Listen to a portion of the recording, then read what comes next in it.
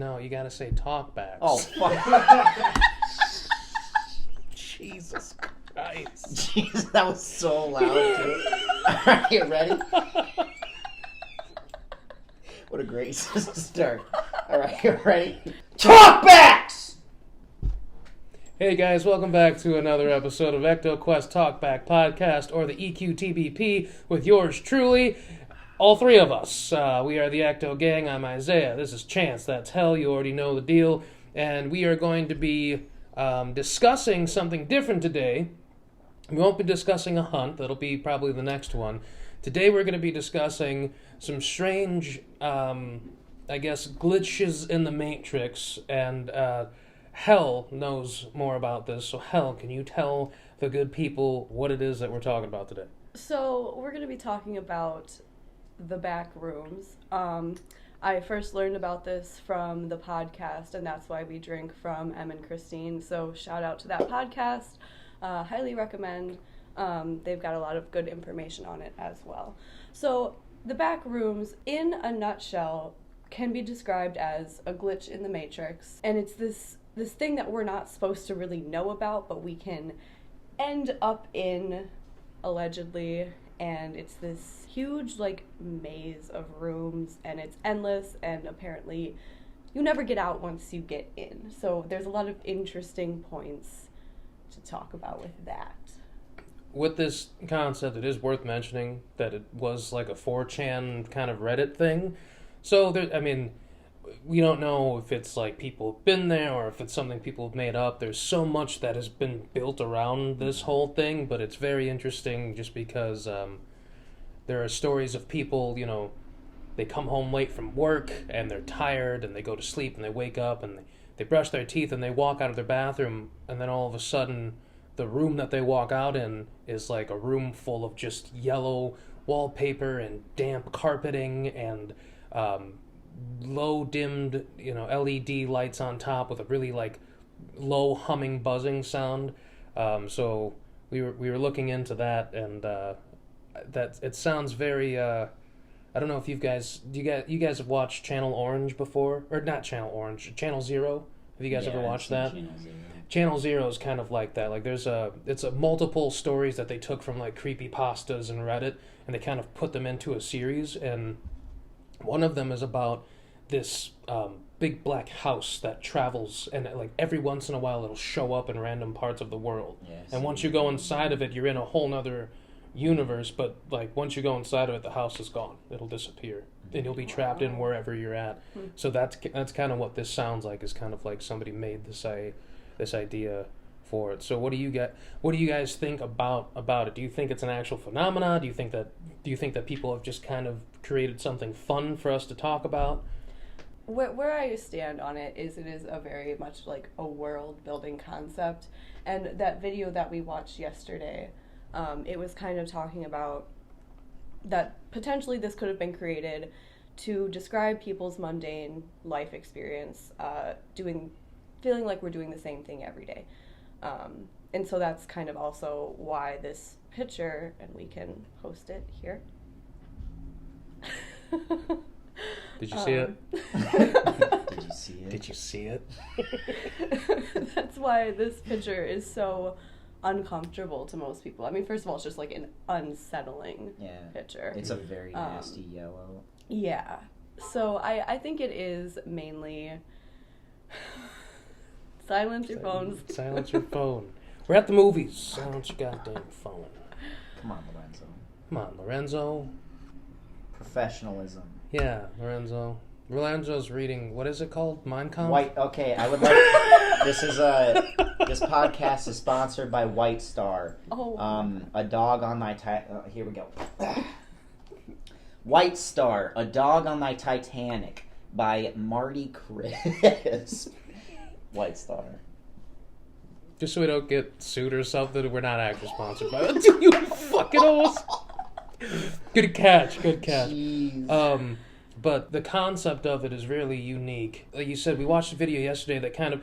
The videos that I've seen so far about it are pretty much people trying to offer an explanation of what this is, but nobody can pinpoint the location of the Backrooms. If you look up Backrooms, you'll see a picture that is just of like what we described. It's just this pale yellow, kind of beige, really plain, boring looking room. The carpet is moist. Yeah, the carpets are brown and they're supposed to be like damp and moist to the point that there are like It's supposed to be fungi growing very on it. Smelly. Yeah, really smelly. And the thing about it is that people on like that have looked at the picture, they claim that they feel like they've been there before. Mm-hmm. Like it's very familiar and it brings like this kind of like nostalgic feeling. Did you guys get that looking at that picture? I personally didn't. I did not. I got the uncomfortable, this is an uncomforting image, it looks but eerie. I didn't get I did, but the thing is, though, I listened to an audiobook recently. It was literally a month and a half before we started talking about the Backrooms. It was written by a woman. It's called The Yellow Wallpaper. And pretty much the story is about her having a mental illness when she was in her, like, late 20s or early 30s, to where it pretty much locked her in bed and she couldn't get out of bed. And her husband wouldn't let her get out of bed, too, because she was just in this kind of like crazy spell. She wrote this story pretty much based on that mental illness of her being locked like that, where it's about a woman who's like stuck in her bed. Her husband won't let her out of bed, and all she has to do is stare at this yellow wallpaper. Oh. And she gets kind of trapped in the yellow wallpaper, and she talks about all these different women traveling around the wallpaper and screaming and yelling and sneaking around trying to get out. And it's supposed to be like a giant metaphor for her being so trapped by her husband that she just wants to try to sneak out.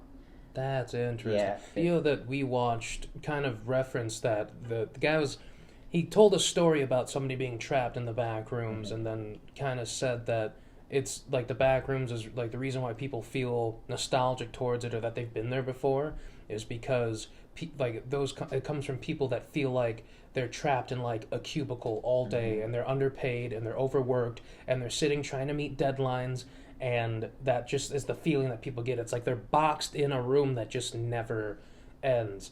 I have a question. Yeah. So part of the back rooms is that there's these creatures. How I kind of look at the back rooms is like, I look at it kind of like the earth. There's different layers. So like layer 1 is like the crust. The crust, where you see the yellow wallpaper and you smell the whatever smells. Mm-hmm. And then after some time, you just traveling down these halls, you're supposed to run into these like weird creatures with really long arms that are like a hairy And there's all spider types of spider different monkey creatures. kind of thing. Yeah, there's all types, just like dogs, Crazy. dog humanoid things with like their hind legs are bent backwards, and Walking If stick we're figures. talking Yeah. about it as like a metaphor of being trapped in like the everyday life of working 9 to 5, Monday through Saturday, Sorry. glitch in the matrix, perhaps. everyday life of going through Monday through Friday or Monday through Saturday, what do you think the creatures represent?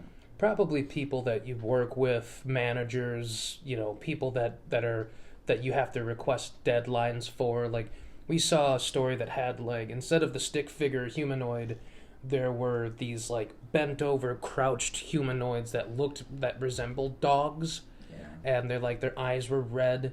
And I mean, if you feel like your bosses are like harping on you or barking on you, that could be the representation of it. We heard about like stick figures, but the stick figures were like, they were very human looking, but like literally stick figures, and they would chase after you. Things with big spindly arms that grab you, things that I was listening to a story the other day, and it was a creepypasta. So, it was clearly written by somebody. Yeah. But the experience that the guy was going through is he was being chased by this tall, pale white humanoid thing with sharp teeth and big glowing red eyes, and it would move around in the nighttime. Like, so when you're there and you're trapped, the lights above you will go dim. And when the lights above you go dim, you're supposed to stay still and not move. Otherwise, whatever creatures are there, they'll hear you and they'll be able to follow you, and they go through rooms, and if they catch you, they fuck you up pretty much. But it's interesting to hear. Apparently on Reddit, this whole universe has been built out. But have you guys ever seen the videos of glitches in the Matrix where like people are standing still for some reason for hours on end, and then all of a sudden things they'll move and they'll just carry around about their day. I've seen a few. Or people videos. like traveling to another state and they look up and they're like, our plane's just stuck in the sky. They're not moving. They're not making noise. It's just a plane, and people don't know how they get there. Terrifying. Like, and there's like a video of like LeBron where he gets the ball and he stops, LeBron James, and he's just frozen there. And then he does like this like 3 times, and then he'll shoot the ball. But he's not faking anybody out. He's just stuck there. Have you ever seen those types of videos? Because that makes me think that there's like a scientific theory that, you know, we've all heard of like the law of attraction. Like if you set your mind on a certain task or a certain outcome, that we have the ability to manifest in our lives what it is that we are trying to get. If we put something out, whatever's out there, the universe will hear it and kind of rearrange things and move things so that you can eventually find that point. And so I was thinking about how if we create our own reality, there's a theory that if you get a big enough group of collective of people to believe in something, that thing will become real. And if not materialistically, then just in our minds. The crazy shit that people believe, conspiracy theories and all this stuff, it's very easy for people to glob onto an idea and make that idea a reality in either their own heads or just in general. So I'm wondering do we have the power to do that? I do. I mean, depending on your belief in whatever, I feel like if you believe in a certain religion or anything like that, that's exactly pretty well what it is. Like, you can believe it wholeheartedly, but if you think about it, your religion, in your opinion, might be right, but somebody else's religion had to start somewhere, and it was the idea of creating people to come together to believe a certain idea, you know? Yeah, I mean, like, I think it definitely is a possibility. That's how, you know, cults get started, like Jonestown and stuff like that. People just link and latch on to this idea, and the more people that do it, the more powerful it becomes. So, like, you know, I think it is a possibility, like, the more people latch on, like, this becomes their reality. I don't know if it becomes a physical reality. I think it can become one collective's reality, which and I would argue that it already is a collective's reality. Yeah, I think so.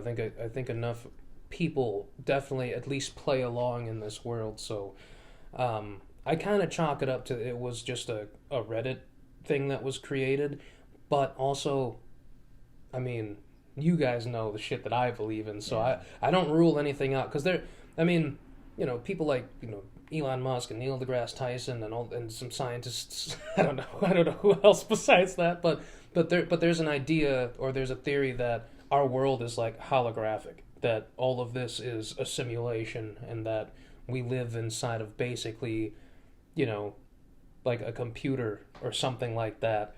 And so I just, it always, when something like this pops up and there's all this mystery behind it, the conspiracies always wonders, like, all right, did this start from something that was based in something real that so many people globbed onto and wanted to add to it, that now it's, you know, like a lot of things, like, is the truth covered up by a lot of gobbledygook? You know, we have something that somebody puts forward and says, this is what it is, and then people say, yeah, and they take all their different spins and angles, and all of a sudden you have all this stuff piled up on top of something that could actually exist. That's the scariest part, because we don't really know. Yeah, I think in my mind I chalk it up to, like, this is just a fun project that somebody put out and maybe people were in on the joke, but they call it how do they call it getting there? No clipping. I thought you were talking about life.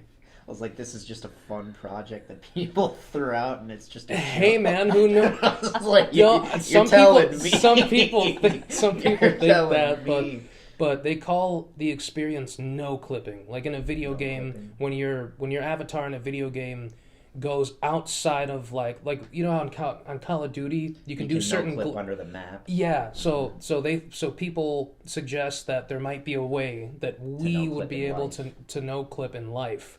If it exists in technology and computers, then we have the ability to no clip if we want. And if you go outside of our like set reality, that the door that you open will lead you to the Backrooms. Yes. So no clip. That's scary as hell, because I wouldn't want to walk out my front door and then all of a sudden I'm like, what? Well, I think one of the coolest things about it is, like, if you read into like certain ways of like people that have made it back from the back rooms, which I guess is very hard.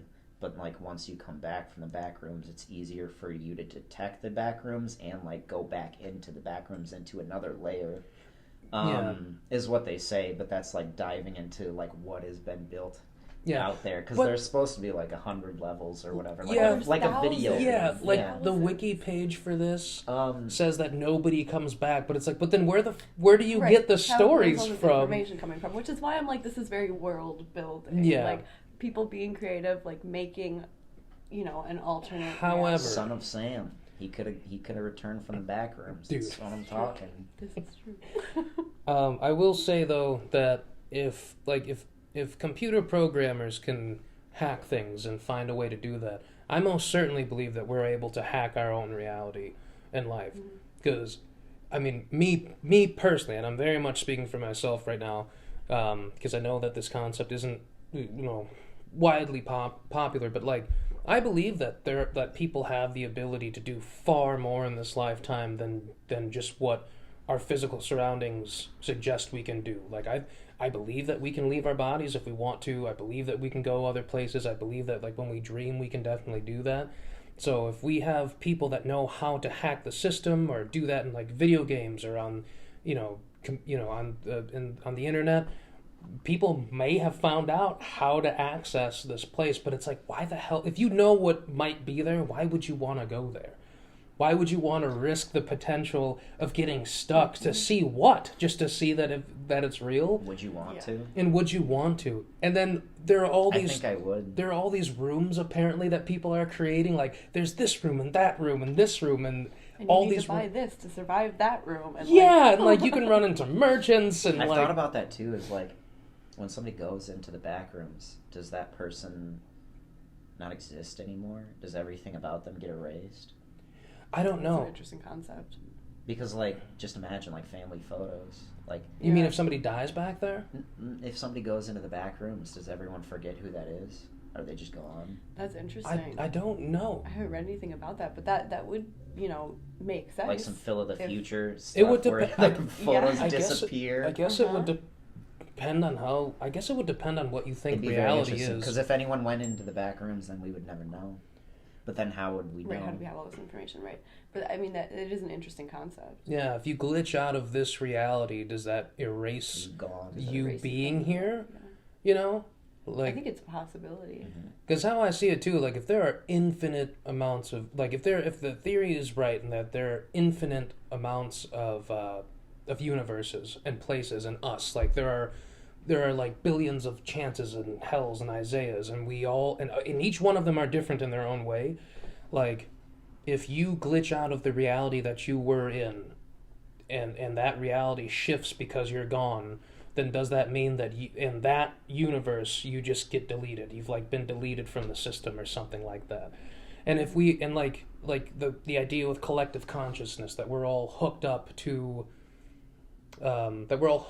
each other via like wavelengths in our brains, and like the world is literally just like a giant internet like web surface, then did your hack delete you from the system? Will anybody remember you? Where are you saved in this world? Like, where's your data saved, and where's the storage at? Because I don't know, because there's so many things in the back rooms, all these creatures and things, and I'm like, were these just programs that got deleted? Like, they just were programs that failed, or they're viruses that had to get deleted from somewhere, so they get sent to this area where nothing is? I mean, yeah, especially talking about, like, if we are living in a simulation, like, are these glitches that happen in the simulation? They're like, oh, shove it in the back rooms. Yeah. See, but I've also thought about that to pull on, like, certain ideas. If we are living in a matrix of like something that we can only like classify as like a computer system. I'm glad you said that word. Go ahead. Classify as a computer system, then like it could be possible that glitches could be like either spirits or ghosts that we can see physically, but also that's what Morpheus says in the Matrix. To pull on an urban legend, also by little sponsor. This is a Junji Ito shirt, but this is a story that Junji Ito adapted in one of his horror comics there's an old urban legend that, well, it usually starts off with like a woman marrying a man type of deal, and then she starts seeing family members when she moves into the house with the husband because they live with a big family. She starts seeing family members that kind of freak her out, kind of like ghosts, so she thinks she's seeing a lot of ghosts, but it's family members who have died in the house because they live in such a big house. The family members have died, and their spirit lasts for so long over the years that it starts to like, they start becoming like translucent, and they start slowly disappearing until they're no longer there, and then they usually give like a whole, like a spiritual thing once their spirit fully dissipates or whatever. But like the whole urban legend is like, she doesn't realize what's happening, she just thinks that she sees ghosts, but one of the daughters of the her new husband, she like befriends the little girl, and she realizes after like a few weeks of like even getting closer to the little girl after finding out about the spirits, that the little girl starts to disappear, so the little girl's dead the whole time. Interesting. Yeah. So that's the urban legend, but I think that's really interesting. If there is glitches in the Matrix, maybe it's like if somebody in our Matrix has been harmed so much that their spirit will last longer because they're in so much pain that their glitch will keep on slowly dissipating over time. And that's, I mean, that's like, and that, and that's part of the theory for why ghosts stay, is either they died a horrific death, they clearly just don't know that they're dead, or they're, they're set on getting revenge, or they're just, they're not ready to move on or something like that. Because also science suggests that we are just energy. Like, our bodies are not really who we are. So once we die and we move on, our energy just gets transferred to something else. So I wonder if part of our collective energy, it goes to, if we can't explain where we go, or if we don't want to stay here but we're not ready to move on to something, what if we just started creating the Backrooms?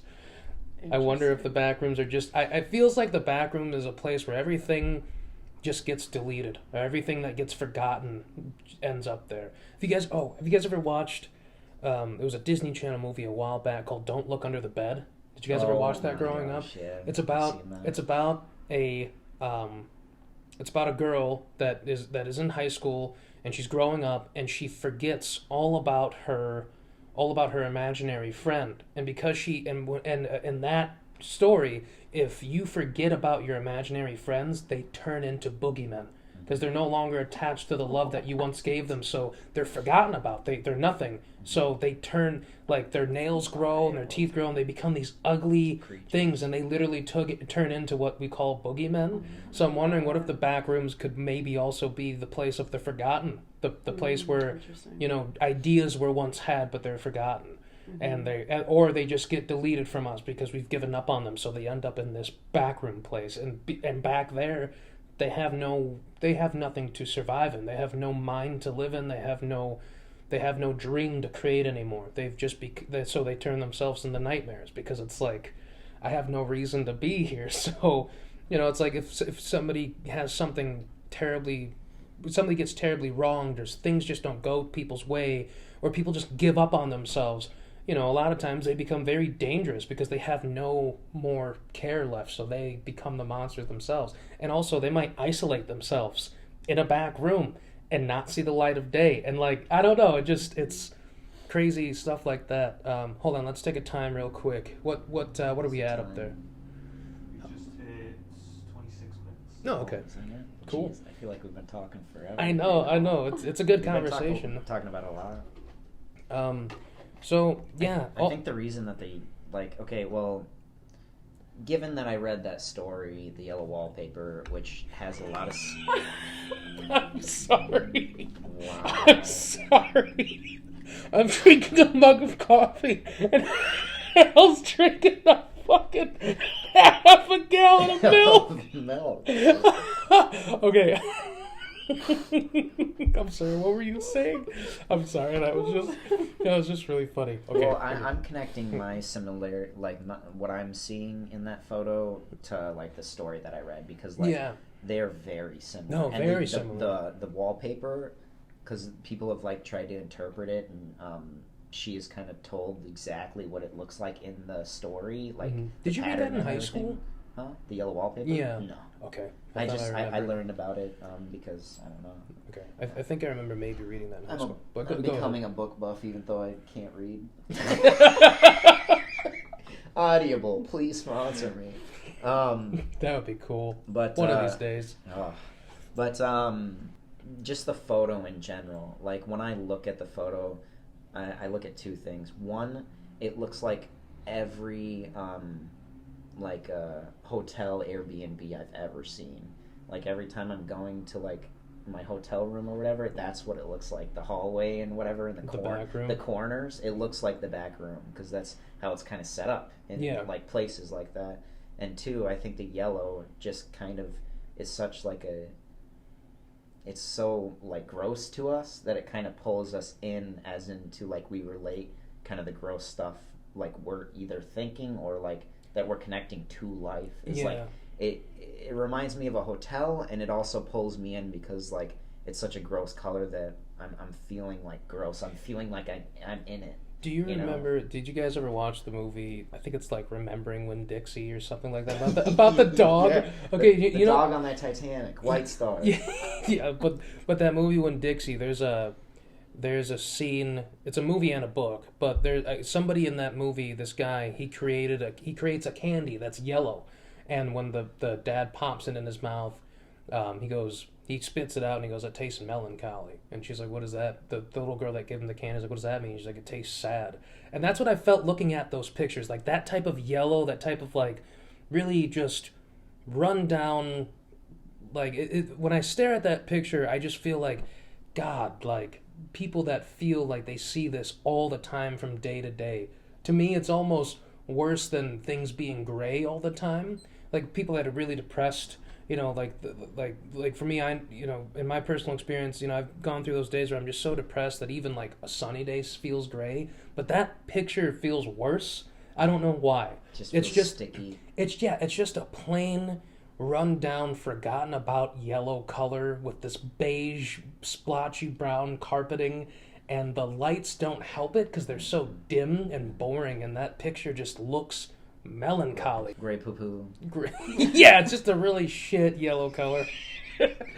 Anyway, guys, this was a really good discussion. I hope I did better than the last podcast. God, that was... if you guys tuned into this, we very much appreciate you being here. I think that we're at time for right now, but if you guys get a chance out there to look up the Backrooms, go ahead and look up the Backrooms. You can find them on Creepypasta, Reddit, Google the Backrooms, and see the picture. It'll just be just a gross yellow room, and you'll see it. But I guess... Did you watch the one video on YouTube where it was the animated story going through the Backrooms? Yeah, and the guy was like, a piece of shit. I hated it. But I hated it so much. In the beginning, I didn't like it as much because... It was a good explanation of it, but it felt like he was treating me like a child. I think that's what it's for. And I hated the animation. I think that's what it's for. I think it's like a friendly way to put out those types of stories so that people that are watching don't get too scared. Well, but and the end of it too was very much like, the metaphor. Yeah, it was the metaphor that I liked. I think his explanation of the reason why people feel this way is because I'm sitting here writing this story in this really boxed in cubicle, tired as hell, underpaid, trying to meet deadlines, surrounded by a whole bunch of people who are trapped in tiny little cubicles, underpaid, trying to meet deadlines. And this feels like I'm in the Backrooms. Mm-hmm. There is a game that people have played, and they say that it's called the elevator game. Shut the box. Yeah. No. It's called the elevator game, where you get in the elevator and you press certain floors and you press certain numbers, and you have to go to you have to go to like the 3rd floor 3 times, and then the 1st floor once, and then the 5th floor 2 times, and then the 4th floor, and then on the final one, they say that if you do it right, the doors will open, and you won't be in the hotel or wherever you were from the beginning. You'll be somewhere else. We should try to do that. No, we should not. You are crazy as fuck. Lorenzo, you want to? Yeah. Dude, if you make my cousin end up in the back rooms, I'll go back in those back rooms and I'll fucking kill you. You won't have a cousin anymore. Yeah, that's right. And you won't have me anymore. I won't exist. God, that would be great. You guys will wonder why the fuck you know each other. You'll be like, why are you here right now? Yeah, dude. That's a concept. Shit, be quiet. We're gonna give them ideas. We gotta make that. We gotta make that story. No, I already have a concept on a short story that I want to make about the back rooms. All right, for real though. I think we are running out of time. So guys, if you guys are watching, thank you so much for tuning in. Please leave us a like, please subscribe, and comment down below any sort of scary stories that you guys have. We'll leave a link to our email as well. If you guys have any scary stories of you or something that happened to a friend of yours or a loved one, please send it to our email, and we will start reading those off on the next upcoming podcasts. Thank you so much. And what do you guys think about the Matrix? Is it real, or do the backrooms exist? Are we all a simulation? Do you really think that reality is what it is? Hail Satan. No, I'm just kidding. Grandma's going to be so mad. I do want to say I'm going to throw some links in the description too. Oh, awesome. Just for like that wiki page, and then the our podcast. Instagram. Yeah, our Instagram, all that stuff, and then like the things that we've referenced. Awesome. That'll all be in the description. One more thing. Shout out Ghost & Co. Ghost & Company. They're a YouTube channel that follows us, that has followed us on Instagram, and they're just starting out too. They're supporters of the channel, so shout out to those guys. You guys are awesome. Do we know where they're from at all? Are they local or no? No, I think they're definitely in another company. state, but we'll watch some of their stuff. I like their stuff. Their editing style's pretty cool. But all right, hear ye. This was ActoQuest Talkbacks, and we gotta get out of here. Cheers. Cheers. I don't have anything in my cup because Chance didn't bring me the cold brew I asked. ActoQuest. Hey.